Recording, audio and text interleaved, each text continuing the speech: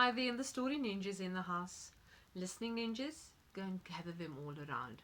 By now, you should know that everyone's welcome for story time because stories are for everyone. Again, I find something in my Reading Matters book, and this one is called An Adventure with Renaldo the Robot. So I'm sure you want to know, what does Renaldo look like, because some of you may surely be interested in robots. Well, let's get started. An Adventure with Renaldo the Robot by Jennifer Upton. Bring! That was the school bell, and we had just been doing maths, and now it was time for geography, our last lesson of the day. And I wasn't really looking forward to doing maps and directions, and especially at the end of the school day. You know, when you're tired.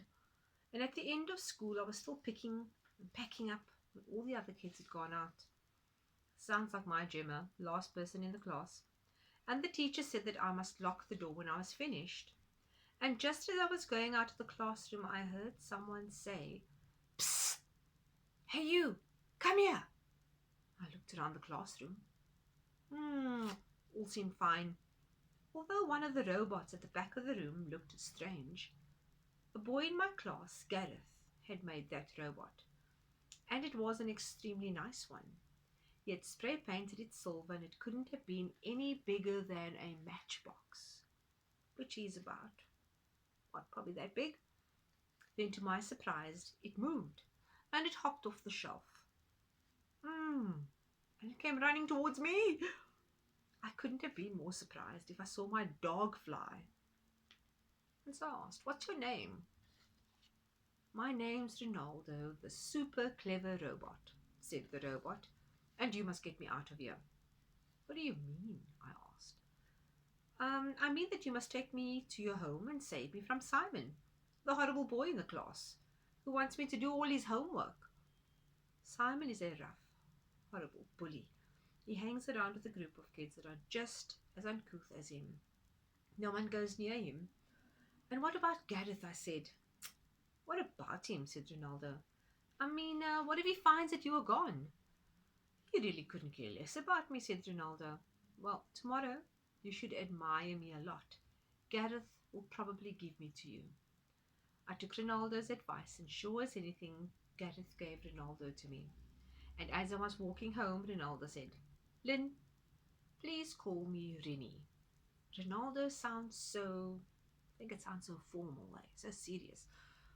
I know what he meant. I really don't know how he knew that my name was Lynn, but he knew.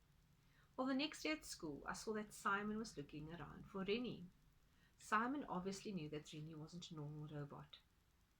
Once Simon saw that Rennie was gone, he turned to me with rage because he must have seen that Gareth had spoken to me the day before. "Where is he?" Simon said, and he sounded very angry. "Why do you ask?" And he scowled at me but said nothing. And a week went by and nothing happened. Then one day I brought Rennie to school, but I think that was a foolish thing to do. After break, Rennie wasn't in my desk. I instantly started to worry, and for the next 3 days I was very, very sad, because Rennie and I had become special friends now. And one day, when I was just walking past a rubbish bin, I heard a sound coming from it. Oh, I thought.